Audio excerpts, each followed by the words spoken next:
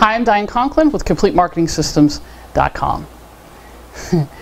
I want to talk today about using what we call the blind or the sneak up approach in marketing. And so what does that mean? Predominantly we talk about this from the perspective of direct mail. So if I'm going to send a mail piece to somebody who doesn't know me, who hasn't asked for my information, okay? This will be so it's cold marketing, if you will, right? It's not somebody on my list. It's not somebody who knows or has a relationship with me.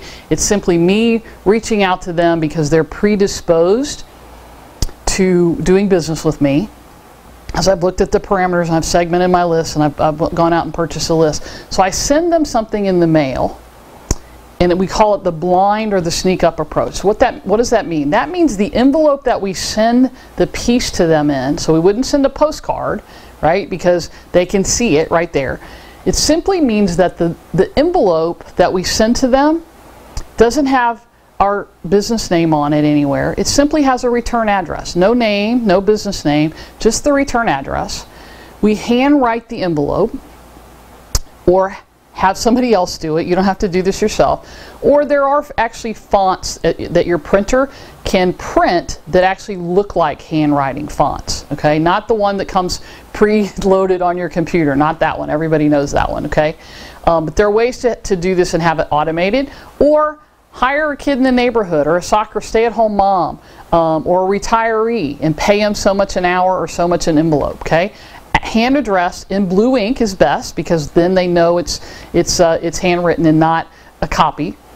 So return address, no name, no anything, it's just the address, handwritten address, and live stamp.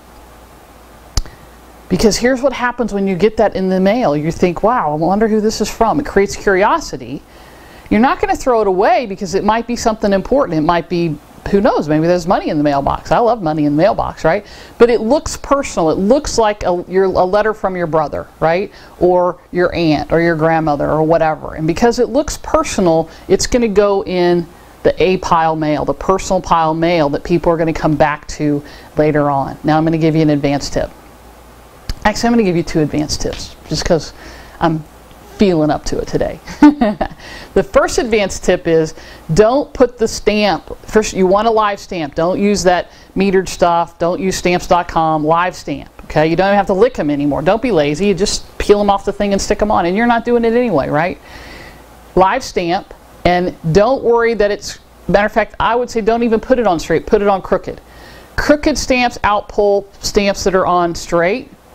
We don't know why. My guess is because it looks more human. Here's the next thing. If you want a better response rate, live stamp and use 2 stamps instead of 1.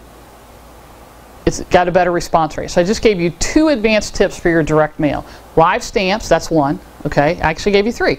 Live stamp, put it on crooked, and use more than 1. All of those 3 things will increase the response of your direct mail when you use direct mail in this blind approach that I just talked about, to go out and ask people to do business with you. I hope that was helpful. If you'd like more information and more great direct mail tips or direct response tips, but direct mail tips specifically, go to directmailbuildingblocks.com. There's a free CD there entitled How to Skyrocket Your Profits with Direct Mail. I'd be happy to send that out to you 100%, no charge. I'll pay the postage and everything. All you got to do is ask for it. I'm Diane Conklin with CompleteMarketingSystems.com. We'll see you next time.